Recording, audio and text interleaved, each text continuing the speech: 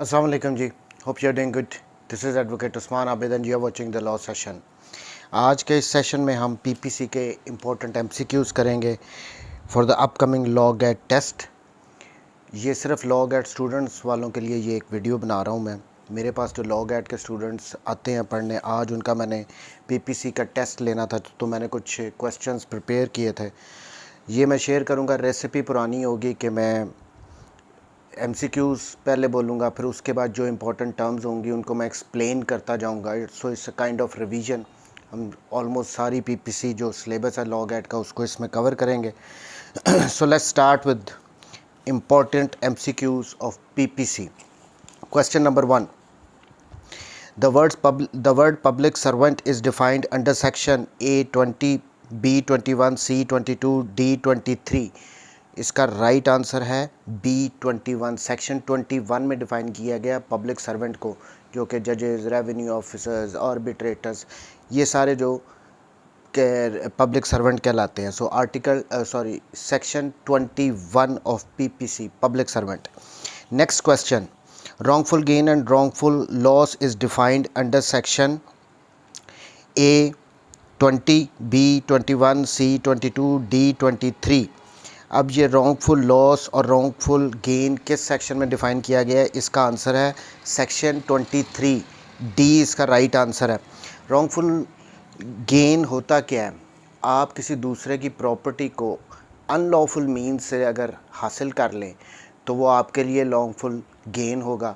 But at the same time उस बंदे को जिसकी वो प्रॉपर्टी थी, जिसको आपने अनलॉफुल मीन्स से एक्वायर किया है, हासिल किया है, उसके लिए वो रॉन्गफुल लॉस होगा। सो ये section 23।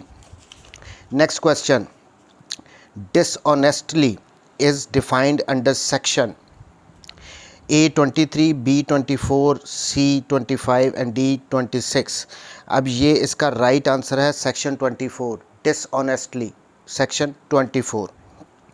फ्रॉडेंटली is defined under section A23, B24, C25 and D26। इसका आंसर है C25।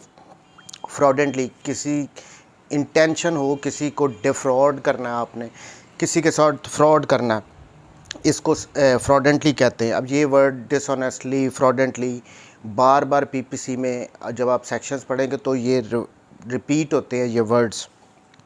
जैसे 489F है, किसी को आप चेक दे दो जो बाउंस हो जाए तो उसमें वर्ड डिसऑनेस्टली वहाँ पे यूज़ किया गया है। अब सो फ्रॉडेंटली इसका राइट आंसर है C, section 25। Next question, counterfeit is defined under section 28, 29, 30 और 31। इसका राइट आंसर है सेक्शन 28A। अब ये काउंटरफीट होता क्या है? जाली नोट्स वगैरह बनाना, जाली सिक्के बनाना, कोई एक चीज़ दूसरे की रिजेंबलेंस जो रखती हो वो बनाना, इसको काउंटरफीट कहते हैं। So section 28। Question number 6, the intention to commit a crime with mutual participation is called. Mutual participation के साथ कोई आपने क्राइम कमिट करना है, इसको क्या कहते हैं? A common object, B common intention, C abetment और डी कॉन्स्पिरेसी। अब इसका राइट आंसर है कॉमन इंटेंशन। अब ये 5 से कम बंदे अगर कॉमन इंटेंशन के साथ जाते हैं कोई काम करने, कोई क्राइम कमिट करने, और उनमें से कोई एक करता है तो ये कंस्ट्रक्टिवली ये डिटरमिन किया जाता है कि ये सब ने किया है। इसकी जो जिसने किया उसके अलावा जो उसके साथ भी गए थे, जिनकी इंटेंशन थी वो क्राइम करने की, उन सबको भी सज़ा दी जाती है। ये सेक्शन 24 है, कॉमन इंटेंशन। अगर 5 से ज़्यादा बंदे हों तो वो कॉमन ऑब्जेक्ट में चला जाता है, जिसका सेक्शन 149 है। So common intention 34 section. Question number 7, any harm illegally caused to any person in body, mind, reputation और property is called। किसी बंदे को illegally आप कोई हार्म दें, उसकी बॉडी को, उसके माइंड को, उसकी रेपुटेशन को, उसकी प्रॉपर्टी को, इसको हम क्या कहते हैं? Option A harm, B injury, C hurt और डी कत्ल। अब इसमें राइट आंसर है B injury.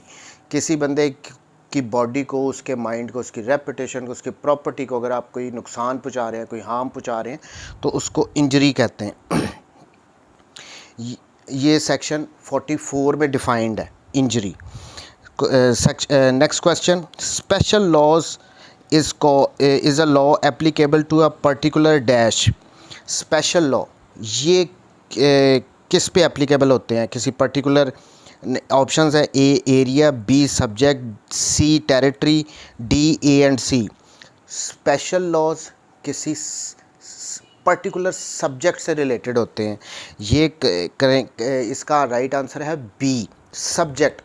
Special laws particular subject और लोकल लॉज वो किसी पर्टिकुलर एरिया के लिए होते हैं। अब स्पेशल लॉ की अगर एग्जांपल लें, फैमिली लॉ स्पेशल लॉ है, anti terrorism act special law है, फिर आ जाता है नारकोटिक्स ऑफ सब्सटेंस एक्ट जो मंशियात का एक्ट है, मंशियात से रिलेटेड है, वो एक स्पेशल लॉ है। सो ये सारे स्पेशल लॉ हैं जो किसी ख़ास सब्जेक्ट से रिलेटेड होते हैं, और लोकल लॉज जो किसी ख़ास एरिया में, फॉर इंस्टेंस अगर पंजाब वालों ने कोई लॉ बनाया है सिर्फ पंजाब में, अगर वो उसने इम्प्लीमेंट होना है तो वो लोकल लॉ होगा। इसका स्पेशल लॉज का सेक्शन है 82 और 83 लोकल लॉज का है। नेक्स्ट क्वेश्चन जी, harbour is defined under section A50, B51, C52 and D52A। अब इसका राइट आंसर है डी सेक्शन 52। हार्बर होता क्या है?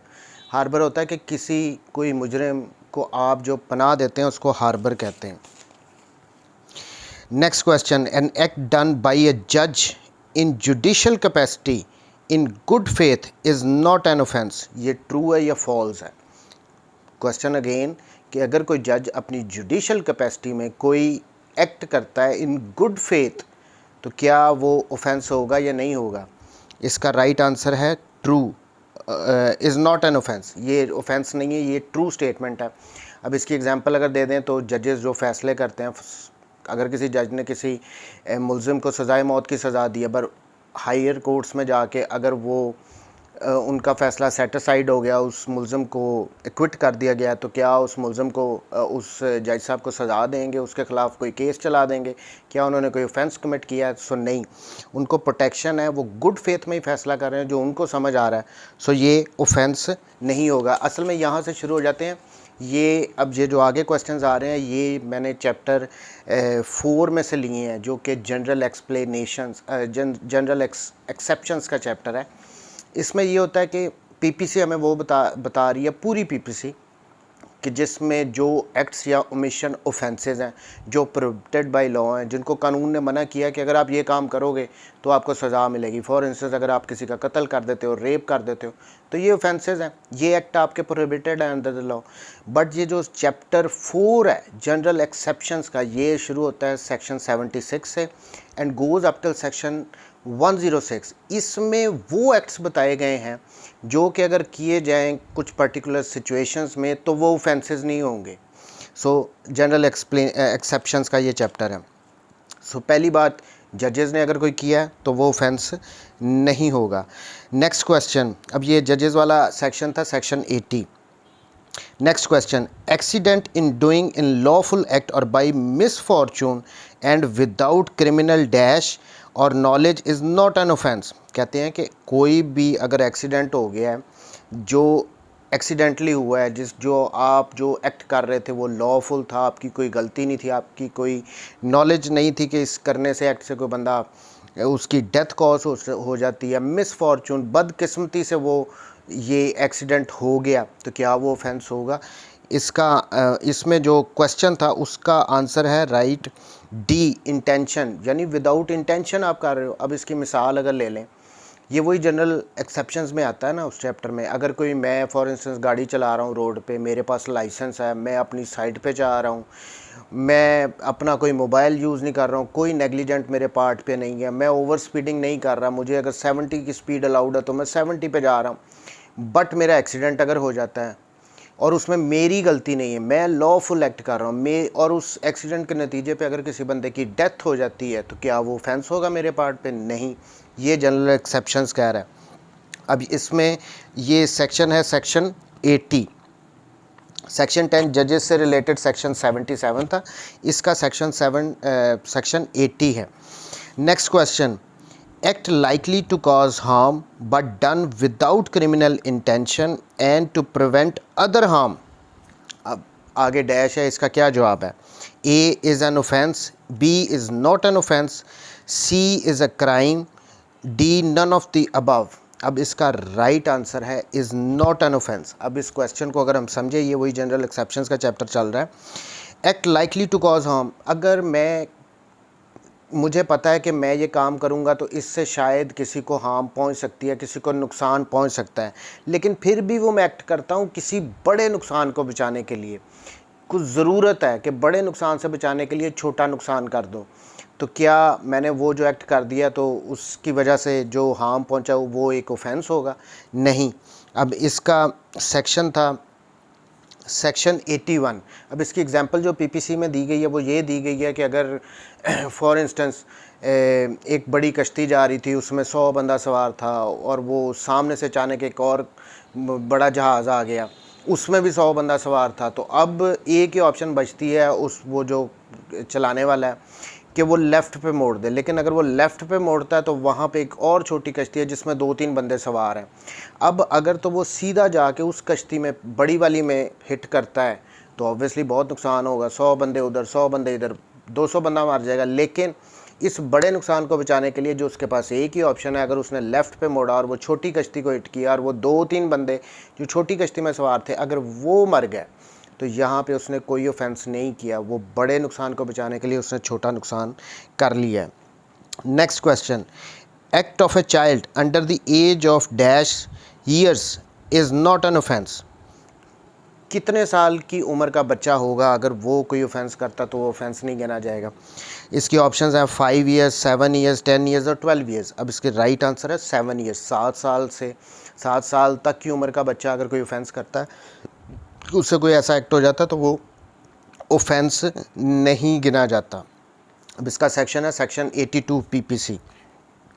Question number 14, act of a person incapable of judgement by reason of intoxication caused against his will is not a crime is provided under section. अब ये कह रहा है यहाँ पे कि अगर इंटॉक्सिकेशन, किसी को कोई नशा अगर कोई चीज़ दी गई है जो कि उसकी मर्ज़ी के ख़िलाफ़ दी गई है, हैबिचुअल नहीं, जो आदी नशई होते हैं उनकी बात नहीं हो रही, अगर किसी बंदे को उसकी मर्ज़ी के अगेंस्ट नशा पिला दिया गया और उससे कोई ऐसा एक्ट हो गया जो कि ऑफेंस है तो वो ऑफेंस नहीं गिना जाएगा। अब ये बताया गया है इसका राइट। अब इसकी ऑप्शंस थी, ये सेक्शन 83 है, 84 है, 85 है, 86 है। इसका आंसर है सेक्शन 85। पीपीसी सेक्शन 85 में ये बताया गया है कि अगर किसी को नशा पिला के आप कोई काम करवाते हो जो ऑफेंस है तो वो ऑफेंस नहीं गिना जाएगा। ये वही जनरल एक्सेप्शन। यहाँ पे एक बात मैं और भी ऐड कर दूँ कि जनरली अगर कोई जब कोई ऑफेंस कमिट होता है और के FIR वगैरह रजिस्टर होती है तो ये केस प्रोसिक्यूशन ने प्रूव करना होता है। बर्डन ऑफ प्रूफ उन्हीं पे होता है कि उन्हीं ने इल्ज़ाम लगाया, वही साबित करें कि जी इसने ये ऑफेंस, मुलज़िम ने ये किया है। बट ये जो चैप्टर है 80 जो चैप्टर 4 है जनरल एक्सेप्शंस का, इनमें जैसे ही मुलज़िम ने ये प्ली ली कि जी मुझे तो नशा पिलाया था या आगे मैंने सेल्फ़ डिफेंस ले लिया, जब भी ऐसी वो प्लीज़ लेगा तो बर्डन ऑफ प्रूफ उस पर शिफ्ट हो जाता है, फिर उसने साबित करना होता है जो बात वो कह रहा है। नेक्स्ट क्वेश्चन जी, question 15, act not intended to cause death done by dash in good faith for person's benefit is not an offence. कह रहा है कि किसी बंदे की नीयत ना हो कि उसने दूसरे को मारना है, लेकिन उसने कोई एक ऐसा एक्ट किया है जो कि उसने गुड फेथ में किया है, उस बंदे के बेनिफिट के लिए किया है, लेकिन अगर उस बंदे की वो डेथ हो जाए तो क्या ये ऑफेंस होगा? ये तो ऑफेंस नहीं होगा। जनरल एक्सेप्शंस में आ रहा है इस चैप्टर में। अब यहाँ पे था done by dash in good faith. अब इसके ऑप्शंस है ए बिल, बी कंसेंट, सी नॉलेज, डी इंटेंशन। कंसेंट, उसकी मर्ज़ी के साथ गुड फेथ में उसने कोई काम कर लिया है तो। अब ये सेक्शन 88, अब इसकी एग्जांपल अगर हम देखें तो डॉक्टर जो ऑपरेशंस वगैरह करते हैं तो वो कंसेंट लेते होते हैं पहले कि जी अगर ऑपरेशन के दौरान इनकी डेथ कॉज होगी तो फिर हमें आप ब्लेम नहीं देंगे, वो एक परफॉर्मेंस हम साइन करते हैं, ये उसकी बात है। कंसेंट के साथ किसी की बेनिफिट के लिए अगर कोई एक्ट किया और उससे किसी की डेथ कॉज हो गई है तो वो ऑफेंस नहीं होगा। Next question, act done in good faith for the benefit of child और डैश पर्सन बाई और by consent of guardian is not an offence. किसी बच्चे के लिए या दूसरा बंदा, यहाँ पे मैंने डैश किया कि वो कौन सा बंदा होगा, एक तो बच्चा हो गया, दूसरा बंदा जिसके बेनिफिट के लिए उसकी कंसेंट से या उसके गार्डियन की कंसेंट से अगर कोई एक्ट किया है तो वो ऑफेंस नहीं होगा। अब यहाँ पे ऑप्शंस है ए सेन, बी इनसेन, सी एडल्ट, डी इंटॉक्सिकेटेड। अब इसका राइट ऑप्शन है इनसेन पर्सन। बच्चे के गार्डियन से आपने कंसेंट ली है या एक पागल बंदा फातरुल अकल जिसका दिमागी तवाज़ुन नहीं ठीक, उसके बेनिफिट के लिए आपने कोई अगर एक्ट किया है गुड फेथ में, उनका डॉक्टर ने कोई ऑपरेशन वगैरह किया और उनकी अगर डेथ हो गई है तो वो ऑफेंस नहीं होगा। Next question, question number 17, communication made in good faith is not an offence under section. Communication made in good faith, for instance अगर किसी के बंदे की डेथ हो गई है, आप उसके घर फिर फ़ोन करते हैं, रोड पे एक्सीडेंट में किसी की डेथ हो गई है, आप उसके घर फ़ोन करते हैं कि जी आपके बेटे की इस तरह डेथ हो गई है, ये सुनते ही उसकी वालदा की भी डेथ हो जाती है, तो क्या आपने यहाँ पे कोई ऑफेंस किया है? ये कम्युनिकेशन आपने की है, उसको बताया है, गुड फेथ में बताया कि अब बच्चे की डेथ हुई है तो बताना तो है ये सुनते ही अगर उसकी वालदा भी फौत हो गई है तो आपने कोई ऑफेंस नहीं कमिट किया। ये जनरल एक्सेप्शंस में आ रहा है। अब इसका ये किस सेक्शन के अंडर है? मेरा क्वेश्चन बेसिकली ये था, ए 93, बी 94, सी 95 और डी 96। अब इसका राइट आंसर है सेक्शन 93। सेक्शन 93 कम्युनिकेशन से रिलेटेड है। अब इसके अपोजिट एक और एग्जांपल ले लें कि जैसे हमारे यहाँ पे अप्रैल फूल मनाते हैं, किसके घर आप मजाक से फ़ोन करो अप्रैल फूल को कि जी आपके बच्चे का एक्सीडेंट हुआ और उसकी डेथ होगी, ये सुनते ही उसकी वालदा की भी डेथ होगी, तो क्या ये ऑफेंस होगा? ये तो ऑफेंस होगा। ये कम्युनिकेशन जो है वो गुड फेथ में नहीं की गई, और ये इस सेक्शन में 93 में कहा गया कि जो भी कम्युनिकेशन गुड फेथ में होगी वो ही प्रोटेक्टेड है, वो उसको एज एन ऑफेंस नहीं कंसिडर किया जाएगा। Next question, if a person is compelled by threats to commit a murder. अगर किसी बंदे को बाई फोर्स उसको कंपेल करो, उसको धमकियां दो कि आप फलाने बंदे को जाके मारो नहीं तो मैं आपको मार दूंगा, आपके किसी घर वाले को मार दूंगा, कोई इस किस्म के आप थ्रेट दे के उस बंदे से कोई कत्ल करवा लेते हो, and if murder is done due to these threat is that an offence. क्या ये ऑफेंस है? अब इसका राइट आंसर है यस, ये ऑफेंस है। अब इसमें सेक्शन 94 इससे रिलेटेड है। अब सेक्शन 94 को अगर हम देखें तो उसमें क्लियर कट शुरू में पहली लाइन, अब ये चैप्टर 4 ही चल रहा है, जनरल एक्सेप्शंस वाला, कि जौन से एक्ट्स ऑफेंसेस नहीं है। अब यहाँ पे एक बंदे को किसी ने थ्रेट किया कि जी आप फलाने को मार दो जाके, उसने मार दिया। अब सेक्शन जो हमारा है इसका 94, उसमें पहली लाइन में ये कह दिया गया है कि अगर किसी को कंपेल करा के मर्डर करवा लिया जाए, या दूसरी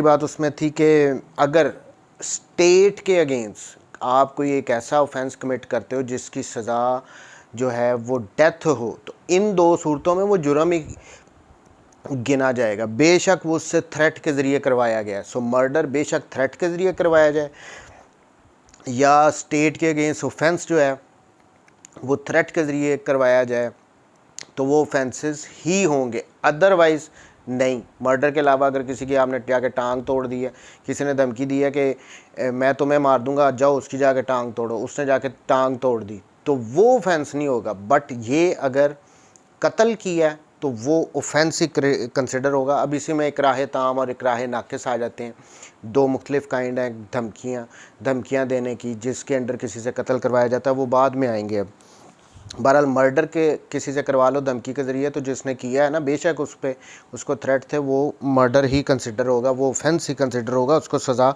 मिलेगी मिलेगी। अब next question, act causing slight harm is an offence और नॉट। स्लाइट हार्म अगर किसी को पहुंचाई जाए तो क्या वो ऑफेंस होगी? अब इसका आंसर है नो। अब स्लाइट हार्म में क्या आता है, किसी को आप इस तरह कर दो, ये स्लाइट हार्म है, हार्म तो मेरे स्किन को टच तो किया है ना थोड़ा सा, तो ये क्या ऑफेंस मैंने कमिट किया? नहीं। किसी को आप पिंच कर दो, अगले बंदे को फील तो हो रहा है ना, बट क्या ये ऑफेंस है? ये ऑफेंसेस नहीं है वो। अब इसका टेस्ट ये होता है कि जिसको आपने ये स्लाइट हार्म पहुंचाई है, अगर वो ही उसकी कंप्लेंट नहीं कर रहा तो वो ऑफेंस नहीं है। अगर क्या आपने कभी सुना है कि किसी ने पिंच किया और वो फ़ौरन थाने चला जाए एफआईआर करवाने, या थाने वाले उसकी ये बात सुन के एफआईआर काट देंगे? कौन से ऑफेंस के अंडर काटेंगे? क्योंकि यहाँ पे सेक्शन 95 में कह दिया है कि इस तरह की जो स्लाइट हार्म्स हैं वो ऑफेंसेस नहीं हैं। नेक्स्ट क्वेश्चन जी, section dash deals with private defence 94 to 104, 95 to 105, 96 to 106, 97 to 107। अब इसका राइट आंसर है 96 to 106। चैप्टर 4 में सेक्शन 96 स्टार्ट होता है सेल्फ डिफेंस से और ये जाता है सेक्शन 106 तक। सो याद रखना है 96 to 106 self defence. Next question, right of private defence is of dash kinds A2, B3, C4, D5। Self defence कितनी किस्में उसकी पीपीसी में बताई गई हैं? इसकी 2 किस्में हैं। राइट आंसर ए है। पहला ये हो गया कि राइट टू बॉडी के बॉडी को नुकसान, किसी ने अपनी बॉडी को बचाने के लिए सेल्फ डिफेंस का यूज़ किया है, या किसी ने अपनी प्रॉपर्टी को बचाने के लिए। सो 2 किस्म की चीज़ों के अगेंस्ट आप सेल्फ डिफेंस ले सकते हो, बॉडी और प्रॉपर्टी। ये पीपीसी ने बताया है under section 97। Next question, right of private defence used against a person of unsound mind is an offence. क्या ये बात ठीक है, येस और नो? अब इसका आंसर है येस, ए। अब इससे sorry, right of private defence used against a person of unsound mind is an offence, इसका आंसर है नो, बी। सेक्शन इसका रिलेटेड सेक्शन है सेक्शन 98। अब एक अनसाउंड माइंड बंदा है, एक बंदा जिसका दिमाग ठीक नहीं है, या एक बच्चा है, या फिर एक बंदा एक ऐसा है जो नशे की हालत में है। अब वो बंदे तो एग्जाम्प्ट हो गए, अगर वो कोई एक्ट करते हैं तो वो तो ऑफेंस नहीं है। लेकिन वो एक्ट अगर आपके अगेंस्ट कर रहे हैं, एक पागल बंदा मेरे पीछे छुरी लेके भाग रहा है और कह रहा है मैंने मार देना है, अगर मैं उसको नहीं मारूंगा तो वो मुझे मार देगा, ये मेरा राइट ऑफ प्राइवेट डिफेंस है, मैं उसके अगेंस्ट यूज़ कर सकता हूँ। बेशक वो जो एक्ट कर रहा है वो ऑफेंस नहीं है, लेकिन मेरे पास ये राइट है कि मैं अपने आप को बचा सकता हूँ इनके अगेंस्ट भी, किसी बच्चे के अगेंस्ट भी, किसी अनसाउंड माइंड के बंदे के अगेंस्ट भी, किसी ऐसे बंदे के अगेंस्ट भी जो कि नशे की हालत में हो, जो कि वो अगर एग्जाम्प्ट भी हैं तो मैं एग्जाम्प्ट, फिर भी मैं उनके against right of private defence use कर सकता हूँ। Next question, right of private defence is available against a public servant acting in a good faith where there is apprehension of. क्या अब ये इससे रिलेटेड सेक्शन है सेक्शन 93, सेक्शन 99। अब section 99 में ये कहा गया है कि आप right of private defence against a public servant use नहीं कर सकते, आपके पास ये ऑप्शन नहीं है। अगर वो अपनी ऑफिशियल कैपेसिटी में कोई एक्ट कर रहा है दो उसका एक्ट जस्टिफाइड ना भी हो, फिर भी आपको एक पब्लिक सर्वेंट के against right of private defence available नहीं है अंडर सेक्शन 99। बट एक्सेप्शन आ गई, बट अगर आपको ये अप्रीहेंशन हो कि वो मुझे मार देगा, आपको आपकी जान का ख़तरा हो, या वो मुझे कोई ग्रीवियस हर्ट पहुंचाएगा, इन 2 सूरतों में आपको एक पब्लिक सर्वेंट के अगेंस्ट भी, जो कि अपनी जुडिशल कैपेसिटी में कोई एक्ट कर रहा है, उसके अगेंस्ट भी right of private defence available हो जाता है। ये था सेक्शन 99। अब इसकी ऑप्शंस क्या थी? Death, B grievous hurt, C A and B and D never available यानी कभी भी नहीं है। तो इसका राइट आंसर है ए और बी, डेथ और ग्रीवियस हर्ट की सिचुएशन में किसी पब्लिक सर्वेंट के अगेंस्ट आपको right of private defence available होता है। Next question, right of private defence extends to causing death where, यानी वो कौन सी सूरतें हैं जिनमें आपके पास राइट ऑफ प्राइवेट डिफेंस इस हद तक एक्सटेंड कर जाता है कि आप किसी दूसरे बंदे को उसकी डेथ भी कॉज कर सकते हो, उसको मार सकते हो। इसकी ऑप्शंस है एप्रीहेंशन ऑफ डेथ, जब आपको अपने ये ख़तरा हो क्या कि मुझे वो मार देगा, इस सूरत में आप मार सकते हो, या ग्रीवियस हर्ट की आपके हो, या उसकी ये इंटेंशन हो कि वो कोई रेप कमिट करेगा, या फिर वो कोई अननेचुरल लस्ट वाला काम करेगा। ई ऑल ऑफ द अबव। सो इसका राइट आंसर है ऑल ऑफ द अबव। इन तमाम सूरतों में कोई भी बंदा किसी दूसरे बंदे right of private defence extend हो जाता है और वो उसको मार सकता है। अब ये बताया गया है सेक्शन 100 में। नेक्स्ट क्वेश्चन, इकराह ताम एंड इकराह नाकिस इज़ डिफाइंड अंडर सेक्शन, अब ये कौन से सेक्शन में डिफ़ाइन किए गए हैं इकराह ताम और इकराह नाकिस? ऑप्शन है 300, 301, 299, 298। अब इसका राइट आंसर है 299। सेक्शन 299 जो चैप्टर शुरू होता है कत्ल, हर्ट से रिलेटेड, ऑफेंसेस अगेंस्ट बॉडी से रिलेटेड, उस चैप्टर के शुरू में सेक्शन 299 दिया गया है जिसमें डेफिनेशंस दी गई हैं जो कि ऑफेंसेस अगेंस्ट बॉडी के रिलेटेड जितने भी टर्म्स यूज़ होंगी वो सारी उसमें डिफ़ाइन की गई हैं। अब उसी में इकराह ताम और इकराह नाकिस भी हैं। सेक्शन 299 डेफिनेशन का इकराह ताम ये होता है कि किसी को ये थ्रेट करना कि मैं तुम्हें मार दूंगा, या तुम्हारे साथ रेप कमिट करूंगा, या तुम्हारे साथ कोई सॉडमी कमिट करूंगा, या तुम्हारे किसी ब्लड रिलेशन तुम वाले जो तुम्हारे रिश्ते हैं उनमें से किसी को मार दूंगा, उनके जिस्म का हिस्सा काट दूंगा, उनके साथ रेप करूंगा। अगर इस किस्म की धमकी दे के किसी बंदे को ये कहा जाए कि कोई ये काम करो तो इसको इकराह ताम कहते हैं। अगर और इकराह नाकिस ये होता है कि अगर इकराह ताम वाले थ्रेट्स नहीं हैं जो ये हम ऑलरेडी कर चुके हैं, यानी छोटे टाइप के उसको थ्रेट्स दे रहा है कोई कि मैं तुम्हारे घर को आग लगा दूंगा, तुम्हारी शॉप को आग लगा दूंगा, तुम्हारी गाड़ी को आग लगा दूंगा, इस किस्म के थ्रेट दे के कोई काम करवाता है तो इसको इकराह नाकिस कहते हैं। सो इकराह ताम जो उनसे सीरियस थ्रेट्स होते हैं, और इकराह नाकिस जो इन नेचर उतने सीरियस नहीं होते जो इकराह ताम वाले हैं। सो सेक्शन 299 में डेफिनेशंस है। नेक्स्ट क्वेश्चन, दमान means the compensation determined by dash to be paid by the offender to the victim. अब इसमें ऑप्शंस हैं specified in that chapter, victim, court, offender. Question ये था कि दमान की जो कंपनसेशन है इसको किसने डिटरमिन करना है कि लीगल एयर्स जो विक्टिम को ऑफेंडर ने देनी है।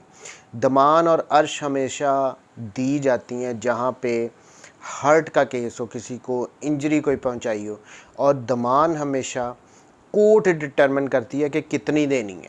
इसके दूसरी तरफ जो अर्श होती है वो अर्श जो है वो इसी चैप्टर में डिफ़ाइन की गई है कि हर ऑफेंस के साथ अर्श में कितनी दी जाएगी, दियत की इतनी दी जाएगी, दियत की हाफ़ दी जाएगी। वो चैप्टर ही बता रहा है हमें, ये ऑफेंसेस रिलेटेड टू बॉडी वाला जो चैप्टर है ना वो ही हमें बता रहा है कि अर्श कितनी होगी। बट ये दमान जो है ये हमेशा कोर्ट डिटरमिन करती है। नेक्स्ट जी, हाउ मेनी काइंड्स ऑफ कत्ल are provided in the PPC? 2, 4, 6 और 8। कितनी काइंड्स हैं कत्ल की? 4। 4 किस्म के कत्ल होते हैं, कत्ल अम्द, कत्ल शबीह अम्द, कत्ल खता और कत्ल बिस्सबब। सो 4 काइंड्स ऑफ कत्ल। Next question, where a person by doing anything which he intends or knows to be likely to cause death of any person whose death he neither intends, such act committed by offender is called। अब इसके options क्या है? अब ये जो मैंने question बनाया ना, ये इस क्वेश्चन में ये कह रहा है कि अगर किसी बंदे की नीयत थी कि उसने कत्ल करना है, वो जाता है और जाके किसी कत्ल कर देता है, लेकिन उस बंदे का नहीं करता जिसकी नीयत थी उसको मारने की, किसी और बंदे को मार देता है। लेकिन वो सेम ट्रांजैक्शन में कर रहा है, तो वो कौन सी किस्म का कत्ल होगा? क्या वो कत्ल अमद होगा, क्या वो तो कत्ल शबीह अमद होगा, क्या वो कत्ल ख़ता होगा, क्या कत्ल बेसबब होगा?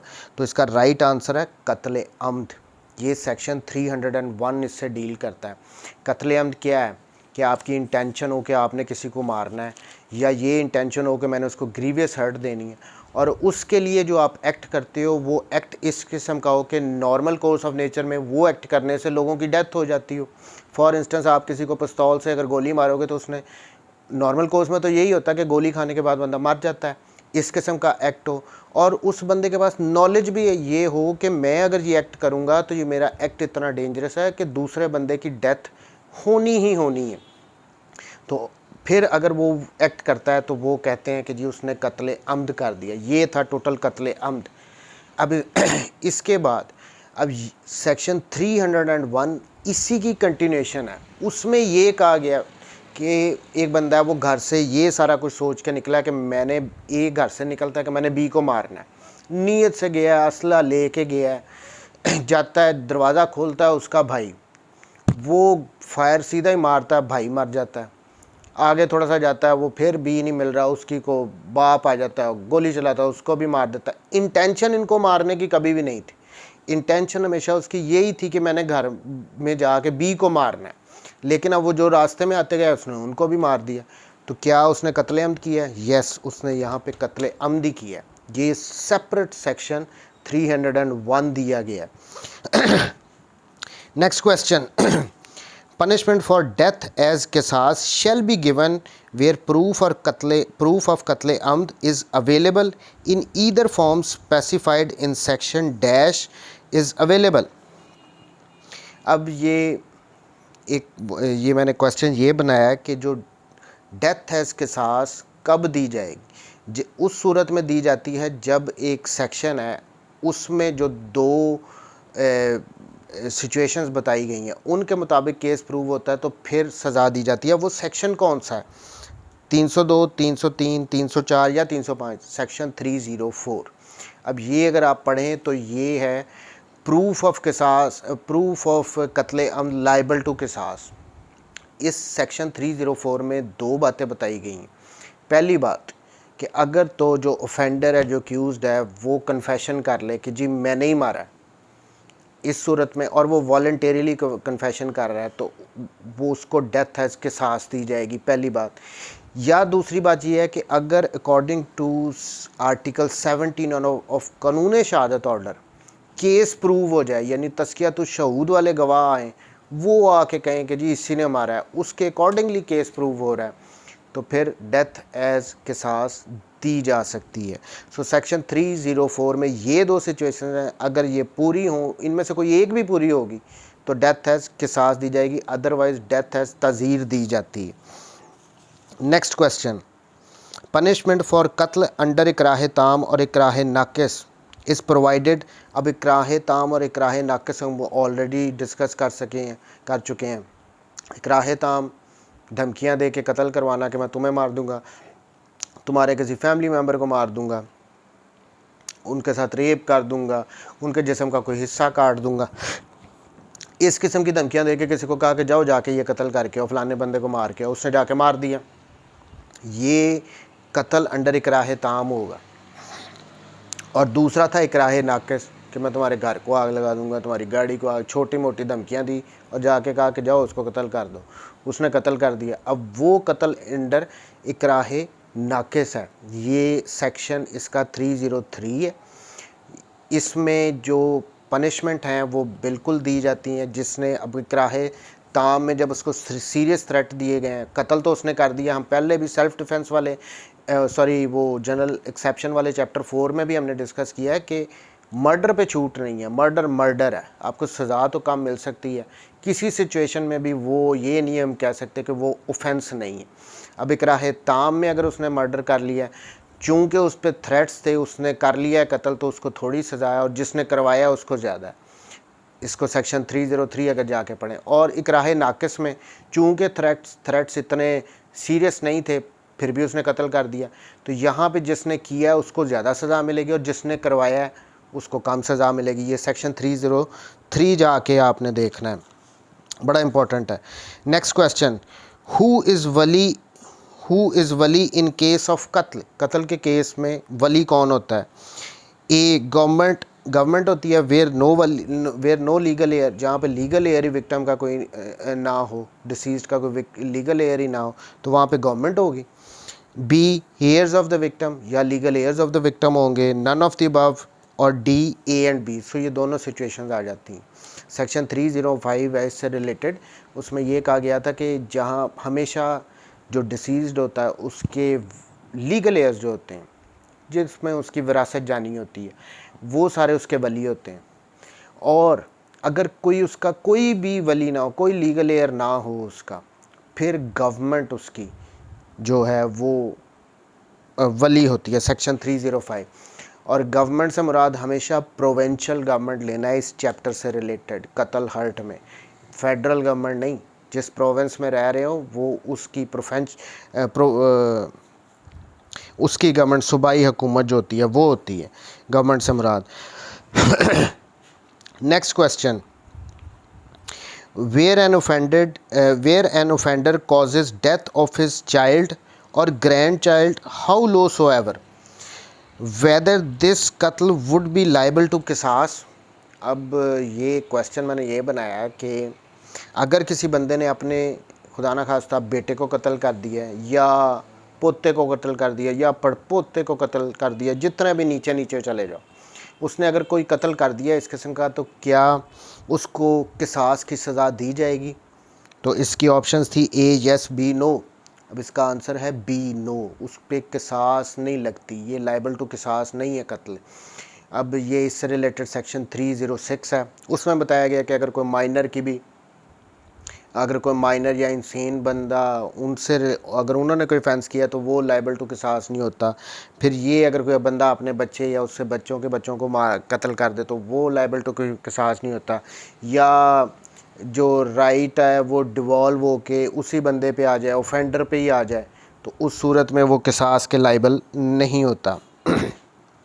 नेक्स्ट क्वेश्चन, ये जो कत्ल से रिलेटेड है ना, इससे रिलेटेड मैंने अपना पूरा कत्ल की एक सीरीज़ बना के तो अपलोड की हुई है। आप अगर देखना चाहें इन डिटेल, कत्ल को समझना चाहते हैं, तो वो सीरीज़ देखें, आपको एक एक सेक्शन की मिलेगी उसमें डिटेल्स। अब मैंने जो लॉग ऐड की मेरी प्लेलिस्ट है उसमें वो अवेलेबल है मेरे चैनल पे, अगर आप देखना चाहें तो देख सकते हैं कत्ल को in detail. Next question, waiver of किसास इज़ प्रोवाइडेड अंडर सेक्शन 30। अब ये कौन से सेक्शन में वेवर ऑफ किसास बताया गया? 307, 308, 309, 310। ये अब इससे वेवर ऑफ किसास से रिलेटेड जो सेक्शन है वो 309 है। अब वेवर ऑफ किसास का ये होता है मतलब कि अल्लाह के वास्ते माफ़ कर देना, ये 309 है, यानी अपना किसास का राइट वेव कर देना। और इससे अगला ही सेक्शन वैसे 310 है, जो कि कंपाउंडिंग ऑफ किसास से रिलेटेड है, यानी बदले सुलह, कोई मुआवजा वगैरह ले के तो फिर आप अपने किसास के राइट को छोड़ देते हो, उसको माफ़ कर देते हो। सो पहला 309, विदाउट एनी मनी, आप किसी कंपनसेशन के बगैर जब माफ़ कर देते हो अल्लाह के वास्ते, उसको वेवर कहते हैं, वेवर ऑफ किसास, सेक्शन 309। और बदले सुलह, जब आप पैसे लेके कंपनसेशन लेके उसको छोड़ते हो तो उसको कंपाउंडिंग ऑफ किसास, section 310। Next question, punishment for giving a female in marriage in बदले सुलह इज़। अब समटाइम्स हमारे यहाँ पे ये होता है कि सुलह जब की जाती है, बदले सुलह, हमने ऑलरेडी इसको मैंने अभी डिस्कस किया है। बदले सुलह में ये होता है कि आप कंपनसेट करते हो, जो ऑफेंडर होता है वो विक्टिम के लीगल एयर्स को, वो पैसे वगैरह लेके उसको छोड़ देते हैं। लेकिन समटाइम्स इस तरह के भी हो जाता है कि औरतों के निकाह किए जाते हैं, उनको वन्नी वगैरह करके उनको दे दिया जाता है सुलह के तौर पे। सो हमारे पीपीसी में ये प्रोहिबिटेड है, ये मना है। अगर किसी ने इसको इस तरह करके दिया किसी खातून को सुलह के तौर पे, उसकी निकाह करवाया या वैसे ही दे दी, तो ये प्रोहिबिटेड है। इसकी सज़ा है 5 to 10 ईयर्स, 5 से 10 साल तक की इसकी सज़ा होगी मैंने ऑप्शंस बनाए थे 3 to 7 ईयर्स की उसको सज़ा होगी, 5 से 10 साल या 7 to 10 ईयर्स। अब इसका राइट आंसर है 3 to 7 ईयर्स, इसका राइट आंसर है 3 to 7 ईयर्स उसकी सज़ा होगी जो औरत को सुलह के तौर पे देंगे, प्लस 5 लाख रुपया ये भी साथ ऐड होगा। 3 से 7 साल तक की सज़ा प्लस 5 लाख रुपया जुर्माना। Next question, whether a court can punish an offender of कत्ल अम्द अगेंस्ट होम राइट ऑफ किसास has been waived or compounded. अब ये सवाल इसमें मैंने ये पूछा है कि अगर किसी लीगल एयर्स ने राइट ऑफ किसास वेव कर दिया हो या कंपाउंड कर लिया गया, बदले सुलह लेके उसको माफ़ कर दिया हो या फिर अल्लाह के वास्ते उसको माफ़ कर दिया गया, तो क्या उसके बाद भी कोर्ट पनिश कर सकती है उस मुल्ज़िम को? इसका आंसर है जी। कोर्ट फिर भी अगर लगे कोर्ट को कि नहीं ये आदी मुजरम है, ये फसाद फिल अर्ज़ के अंडर आता है, तो उन सूरतों में सेक्शन 311 है इससे रिलेटेड, और इसमें 14 साल से लेकर डेथ तक की पेनल्टी भी कोर्ट अवॉर्ड कर सकती है। बेशक उसके जो लीगल एयर्स हैं विक्टिम के, उन्होंने उसको माफ़ भी कर दिया, इवन देन भी 14 साल से लेकर डेथ तक की पेनल्टी कोर्ट फिर भी अवॉर्ड कर सकती है। Next question, the main difference between कत्ल खता एंड कत्ल बिस्सबब इज़ डैश। अब ये बताएं कत्ल खता और कत्ल बिस्सबब में जो मेन डिफरेंस है वो क्या है? अब इन दोनों में जो मेन डिफरेंस है ना वो ये है कि जो कत्ल बिस्सबब होता है ना, उसमें जो आप एक्ट कर रहे हो वो अनलॉफुल होता है, बट जो कत्ल ख़ता में आप एक्ट कर रहे होते हैं ना वो अनलॉफुल नहीं होता, वो एक्ट तो लीगली होता है बट मिस्टेक ऑफ फैक्ट या मिस्टेक ऑफ एक्ट की वजह से वो कत्ल हो जाता है।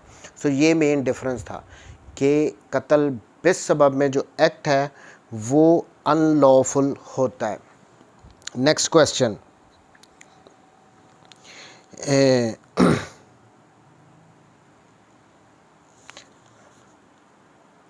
नेक्स्ट क्वेश्चन 37, पनिशमेंट फॉर कत्ल बिस्सबब इज़। कत्ल बिस्सबब की अब सज़ा क्या है? ए डेथ, बी किसास, सी दीयत और डी अर्श या अर्श है। अब इसकी सज़ा क्या होती है? कत्ल बिस्सबब की सज़ा हमेशा दीयत ही है। अब मैं हमेशा कहता हूँ, अपने हर लेक्चर में कहता हूँ कि मेरा इसके साथ कंसर्न कि एक बंदे ने एक एक्ट किया वही अनलॉफुल है और उसकी वजह से किसी की डेथ हो गई है, तो आप बेशक उसकी इंटेंशन नहीं थी उसको मारने की, इवन देन वो एक्ट जो कर रहा है वो अनलॉफुल है। अब मेरे पास लाइसेंस नहीं है, मैं अपनी गाड़ी को 150-200 की स्पीड पे बाहर चलाना शुरू करूं, बंदे मरने शुरू हो जाएं, ठीक है, मेरे पास लाइसेंस नहीं है, मेरा एक्ट लॉफुल है, सज़ा मुझे क्या मिलनी? दीयत। अब ये तो अनफेयर सी बात है कि अगर मेरे पास लाइसेंस नहीं है तो मैं ड्राइव क्यों कर रहा हूँ? ये मेरा अनलॉफुल एक्ट। एनी हो जी, कत्ल बिस्सबब की सज़ा सिर्फ दीयत है। नेक्स्ट क्वेश्चन जी, वैल्यू ऑफ दीयत is dash gram of silver. 3630 gram, 30,630 gram, 31,630 gram, 30,610 gram. तो दीयत की वैल्यू कितनी होती है? इसका राइट आंसर है 30,630 ग्राम। हमेशा याद रखना है 30,630 ग्राम चांदी के बराबर जो पैसे बनेंगे वो होती है दीयत। ये हर साल फेडरल गवर्नमेंट फिक्स करती होती है। Next question, whoever causes on the face or head of any person any hurt is said to cause। अब ये अगर सर पे या चेहरे पे किसी बंदे के कोई हर्ट पहुंचाई जाए तो उसको क्या कहते हैं? नंबर 1 इतलाफ़ सलाहियत उद्व शज्जा और जरा। ये इसको हम शज्जा कहते हैं, जो फेस या चेहरे पे या सर पे लगती है ना उसको शज्जा कहा जाता है। Next question, how many kinds of शज्जा are provided in PPC. PPC में शज्जा की कितनी किस्में हैं? इसकी 6 किस्में हैं, याद रखना है, शज्जा 6 किस्में। हाउ मेनी काइंड्स ऑफ गैर जायफ़ा are provided in the PPC.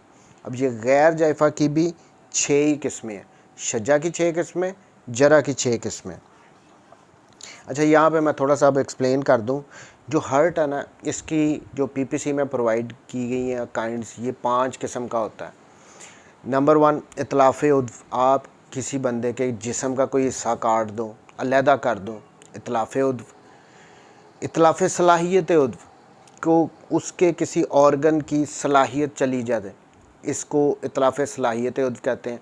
For instance आपने किसी को पंच मारा है, उसके कान पे लगा है, उसके कान की हेयरिंग ही चली गई है, तो ये इतलाफ़ सलाहियत उद्व है। अगर कान काट दिया है तो इतलाफ़ उद्व। अगर कान मुक्का मारने से या कुछ भी मारने से उसकी हेयरिंग की जो सेंस है वो ख़त्म हो गई है, तो इतलाफ़ सलाहियत उद्व। थर्ड काइंड जो है हर्ट की, वो है शज्जा। आप किसी के फेस, कल, ऊपर वाले इतने हिस्से पे कोई हर्ट पहुंचाते हो, उसको शज्जा। फिर आगे बाकी सारी बॉडी पे अगर कोई हर्ट पहुंचाते हो तो उसको कहते हैं जरा। अब यहाँ पे जरा की भी आगे 2 किस्में हैं, शज्जा की 6 किस्में हैं, जरा जो अगली काइंड है, चौथी काइंड है हर्ट की, उसकी आगे 2 किस्में हैं, जायफ़ा और गैर जायफ़ा। अब ये जायफ़ा क्या होती है? जायफ़ा होती है कि बॉडी कैविटी ऑफ ट्रंक में अगर कोई इंजरी एक्सटेंड कर जाए, फॉर इंस्टेंस जो पेट में ऑर्गन है या ये आपके पसलियों के अंदर जो ऑर्गन्स हैं, कोई ऐसी इंजरी हो जो वहाँ तक एक्सटेंड कर जाए, आपके गुर्दे तक, आपके हार्ट तक, वो अंदर चली गई है इंजरी, उसको कहते हैं जायफ़ा। अब जो गैर जायफ़ा है, इसके अलावा पूरी बॉडी में जो भी इंजरी होगी, किसी की हड्डी टूट गई, फ्रैक्चर हो गया है, वो डिसलोकेट हो गई है, बाजू 2 हिस्सों में इस तरह लटकना शुरू हो गया है, तो ये सारे, इसकी फिर आगे फर्दर गैर जायफ़ा की भी 6 किस्में हैं। उसके बाद आ जाती है अदर हर्ट, 5वीं किस्म जो हर्ट की पीपीसी में बताई गई है। वो ये होता है कि अगर जितनी भी पहले हम बता चुके हैं ना हर्ट्स, जो ऊपर वाली 4 किस्में, अगर कोई हर्ट उसमें फॉल नहीं कर रही तो वो अदर काइंड में आ जाएगी। फॉर इंस्टेंस किसी पे आपने कुछ मारा और उसको स्वेलिंग हो गई है, तो वो अब स्वेलिंग तो कहीं पे भी यहाँ पे फॉल नहीं कर रही, तो वो अदर हर्ट में चली जाती है। सो ये थी kinds of hurt. Next question 43. Whoever causes shaja by fracturing the bone of the victim without dislocating it is said to cause। अब ये कौन सी शज्जा होगी? अब मैंने बताया कि शज्जा की 6 काइंड्स हैं, 6 किस्में हैं। अब ये होगी शज्जा हाशिमा। ये 6 काइंड्स याद कर लेनी है उसने, एक आधी इसमें से पूछ लेनी है, इनको रट्टा लगा लो, जैसे भी लगाओ। अब ये 6 किस्में आपने याद करनी है, शज्जा की भी और गैर जायफ़ा की भी। नेक्स्ट क्वेश्चन, whoever caused जरा in which injury extend to the body cavity। अब ये वो हम ऑलरेडी पढ़ चुके हैं, बॉडी कैविटी ऑफ ट्रंक तक जो इंजरी एक्सटेंड करेगी उसको हम जायफ़ा कहते हैं। whoever causes गैर जायफ़ा by exposing the bone is called।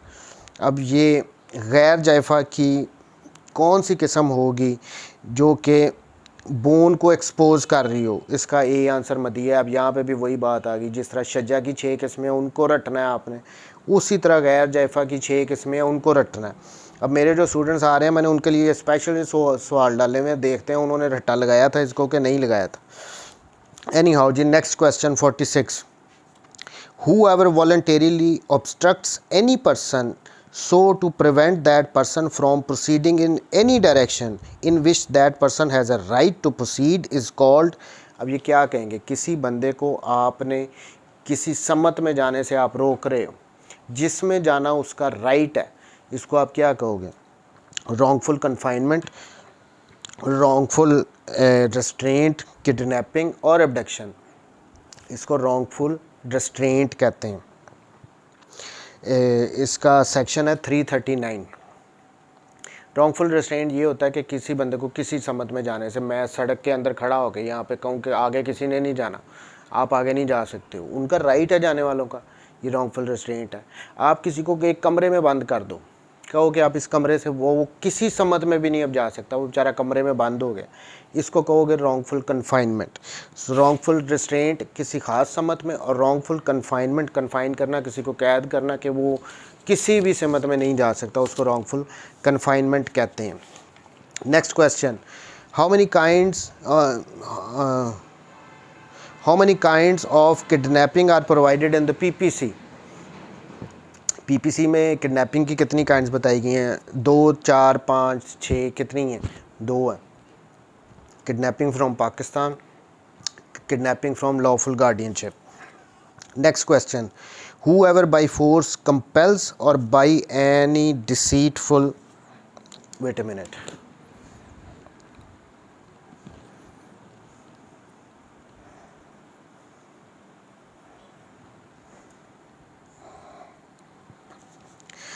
whoever by force compels or by any deceitful means induces any person to go from any place is said to dash that person. किसी बंदे को deceitful means से या उसको threats के साथ compel करके किसी जगह पे जाने के लिए कहा जाए तो इसको क्या कहेंगे? किडनैपिंग कहेंगे, एब्डक्शन कहेंगे, हाईजैकिंग कहेंगे, क्या कहेंगे? इसका राइट आंसर है एब्डक्शन। एब्डक्शन हमेशा मेजर्स की होती है, किडनैपिंग बच्चों की वगैरह की होती है। सो ये अगर इसकी डेफिनेशन भी आप देख लो, बाई फोर्स आप कंपेल कर रहे हो, डिसीटफुल मीन्स से किसी को इंड्यूस कर रहे हो, सो ये एब्डक्शन है। Next question, a man is said to commit rape who has sexual intercourse with a woman with or without her consent when she is under dash years of age। अब किसी खातून के साथ आप सेक्सुअल इंटरकोर्स कर रहे हो उसकी मर्ज़ी के साथ या उसकी मर्ज़ी के बगैर, ये इररेलेवेंट बात है। उसकी उम्र कितनी होनी चाहिए तो वो रेप कंसिडर किया जाएगा? 12 साल, 14 साल, 16 साल या 18 साल? तो इसका राइट आंसर है 16 साल, 16 ईयर्स की। वहाँ पे कंसेंट जो है इररेलेवेंट है बिल्कुल ही। Next question, punishment for rape is provided under section 375, 376, 377, 378। Punishment की जो डेफिनेशन है वो 375 में, और इसकी जो पनिशमेंट प्रोवाइड की गई है वो सेक्शन 377 में। जब FIRs वगैरह भी रेप वगैरह की होती हैं तो वो उस पर दफ़ा जो लगती है वो 376 ही होती है। 376 आपने बहुत सुना होगा, तो याद रखना 376। Next question, whoever commits theft in any dwelling house shall be punished with imprisonment of either description which may extend to। अगर dwelling house में किसी के घर में जाके आप चोरी करोगे तो उसकी कितनी सज़ा है? अब इसका राइट आंसर है 7 ईयर्स, 7 साल तक की आपको सज़ा होती है। ये सेक्शन 380 है। किसी के घर के अंदर करोगे तो 380, 7 ईयर्स। नॉर्मल अगर कहीं और कर रहे हो, थेफ्ट कर रहे हो, तो उसकी सज़ा 3 साल होती है, वो 379 है। Next question, criminal breach of trust is provided under section. Breach of trust किस सेक्शन में, यानी अमानत में ख़यानत करना, इसका सेक्शन है 404 में इसको डिफ़ाइन किया गया और इसकी पनिशमेंट बताई गई है सेक्शन 406 में। Next question, in dacoity at least there shall be dash members of number of persons. डकैती में कम से कम कितने बंदे होने चाहिए? 2 होने चाहिए, 3 होने चाहिए, 5 होने चाहिए, 7 होने चाहिए? कितने बंदे होने चाहिए? डकैती में कम से कम 5 बंदे होने चाहिए, तो राइट आंसर 5। नेक्स्ट क्वेश्चन जी, थिंग्स और act done in private defence are not offence under section. अब ये कौन से सेक्शन में ये बताया गया है कि जो एक्ट्स आप कर रहे हो प्राइवेट डिफेंस में वो ऑफेंस नहीं गिने जाएंगे? ये सेक्शन 96 है, मैंने पहले भी बताया। 96 to 106 सेल्फ डिफेंस से रिलेटेड है। जो उनमें 96 है, जो पहला सेक्शन है, वो डिफ़ाइन कर रहा है कि आप जो भी एक्ट कर रहे हो सेल्फ डिफेंस में वो ऑफेंस नहीं गिने जाएंगे। Next question, when the right of private defence of property extend to cause death, यानी कौन सी सूरतें हैं जिनमें right to private defence of property, किसी की प्रॉपर्टी को ख़तरा हो तो आप वो एक्सटेंड कर जाता है कि आप किसी बंदे को कत्ल भी कर सकते हो? तो A robbery, B house breaking by night, C theft, D all of the above. तो इसका राइट आंसर है ऑल ऑफ द अबव, यानी आपकी प्रॉपर्टी को कोई रॉबरी कर रहा हो, थेफ्ट कर रहा हो, को रात के टाइम आपके घर को तोड़ रहे हो, इन सारी सूरतों में आप करने वालों को सेल्फ डिफेंस में मार भी सकते हो, उनकी डेथ कॉज कर सकते हो। इससे रिलेटेड सेक्शन 103 है। Next question, attempt to commit suicide under section 325 is punished with imprisonment which may extend to. अब ये बड़ा मशहूर ज़माना सवाल एक आ जाता होता है हर एग्ज़ाम में कि वो कौन सा ऑफेंस है जिसको करो तो कोई सज़ा नहीं और ना करो तो सज़ा है। वो सुसाइड है कि एक बंदे ने अगर वो ऑफेंस कर लिया है तो ऑब्वियसली अब उसको, वो तो मर गया, उसको किसको सज़ा मिलनी है? अगर वो बच गया तो फिर उसको सज़ा है। अब वो कितनी सज़ा मिल सकती है? 1 ईयर, 2 ईयर और 3 ईयर। अब इसका राइट आंसर है 1 ईयर, 1 साल तक की सज़ा होती है जो बच जाए सुसाइड करते हुए। नेक्स्ट क्वेश्चन, दमिया एंड हशीमा आर, दमिया और हशीमा क्या है? ए हर्ट्स, बी अनस्टैम्प्ड कॉपर, सी मेडल, डी पनिशमेंट्स। दमिया और हशीमा जो है ये हर्ट्स हैं, हर्ट की काइंड है। नेक्स्ट वन, दियत can be awarded in case of, अब इसकी आंसर है किन केसों में जो है वो दियत की अवार्ड की जा सकती है? एक कत्ल शबीह है, हम कत्ल ख़ता, कत्ल बिस सबब और ऑल ऑफ दैम। अब इसका राइट आंसर है ऑल ऑफ दैम। दियत सारे कत्ल के केसेस में दी जा सकती है, अवार्ड की जा सकती है। तो ये थे कुछ क्वेश्चंस जो मैंने आज के लिए अपने जो मेरे स्टूडेंट आ रहे हैं टेस्ट देने मुझे पीपीसी का, ये मैंने उनके लिए बनाए थे, तो मैंने कहा सबके साथ शेयर कर दूँ। ये एक रिवीजन थी काइंड ऑफ, क्योंकि मेरा मेन मकसद तो था कि चलो कॉन्सेप्ट्स क्लियर होने चाहिए स्टूडेंट्स के। अब और एक बात मैं और कहूँगा कि जब आपने वहाँ पे पेपर भी अटैम्प्ट करना है तो कोशिश करनी है कि थोड़ा सा माइंड भी अप्लाई करना है, देख के कि नियर पॉसिबल कौन सा आंसर हो सकता है। बिल्कुल तुक्कों पे नहीं रहेंगे। पीपीसी के 10 नंबर के क्वेश्चन आने हैं, इंपॉर्टेंट सेक्शन है, तैयारी कीजिए। Good luck, thank you very much जी, अल्लाह हाफिज़।